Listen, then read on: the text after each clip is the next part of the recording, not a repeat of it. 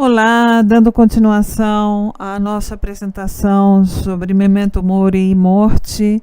Hoje nós vamos focar no filósofo grego Sócrates e a visão dele sobre a morte e Memento Mori, ou momento de morrer. Na filosofia socrática, Memento Mori é enfatizado no livreto Phaedon, um diálogo o qual ocorre entre Sócrates e seus alunos, ou discípulos, os quais se encontram tristes e assustados, porque Sócrates vai morrer. Esse diálogo explora questões como se a morte é uma coisa ruim ou boa, a natureza da vida após a morte e muito mais. É nesse contexto que se desenrola o mais belo diálogo socrático, focando na morte e no momento de morrer. Um dos pensamentos mais enigmáticos expressos por Sócrates também é, e eu vou falar em grego agora, «I orthos philosophundes apotheniskin meletoshi», ou aqueles que filosofam apropriadamente praticam a morte ou estudam como morrer. Também que toda a vida de Sócrates, ele disse, foi uma preparação para o momento da morte dele. Ele disse que considera que o verdadeiro discípulo da filosofia será mal interpretado por outras pessoas, porque o verdadeiro discípulo da filosofia está sempre buscando a morte e o morrer. E se isso for verdade, porque tendo desejado a vida toda a morte, ele então, o Sócrates, não deve se lamentar, ou não deveria se lamentar, pelo advir daquilo que ele sempre buscou e desejou.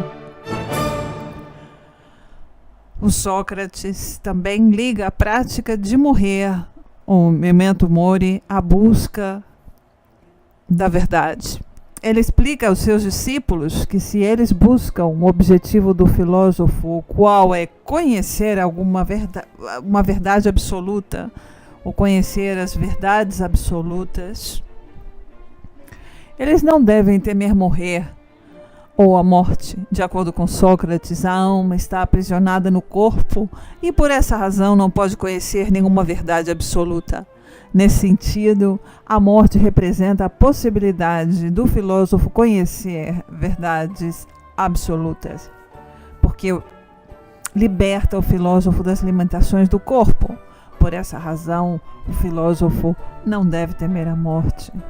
Para Sócrates, não é possível adquirir conhecimento de alguma verdade absoluta enquanto estamos identificados com o corpo físico. Desse modo, ele considera a morte amiga do filósofo, representando a única possibilidade de conhecer verdades absolutas e divinas. Ele também diz que, enquanto vivemos no corpo físico, devemos fazer o melhor possível para não nos identificarmos com ele. Para Sócrates, então, podemos adquirir verdadeiro conhecimento ou sabedoria somente depois da morte, pois então nossa alma se libertará do corpo, se libertará de sua prisão. Entretanto, enquanto vivemos, para podermos nos aproximar do verdadeiro conhecimento e sabedoria, devemos evitar o tanto quanto possível a identificação e comunhão com o corpo físico, exceto para o que é absolutamente necessário, até que Deus nos liberte. Deus é uma palavra usada por Sócrates, tá? Bom, aqui cabe uma breve digressão para discutir um pouco sobre a visão da verdade à luz da literatura teosófica. Blavatsky abraça uma visão similar à de Sócrates sobre a verdade. Por exemplo, no artigo dela intitulado O que é a Verdade? Ela abraça a visão socrática, dizendo que enquanto vivendo no mundo, podemos adquirir somente verdades relativas através do processo de identificação da mente com a alma universal, de Manas Kumbudji. Blavatsky abraça um ponto de vista místico sobre a verdade.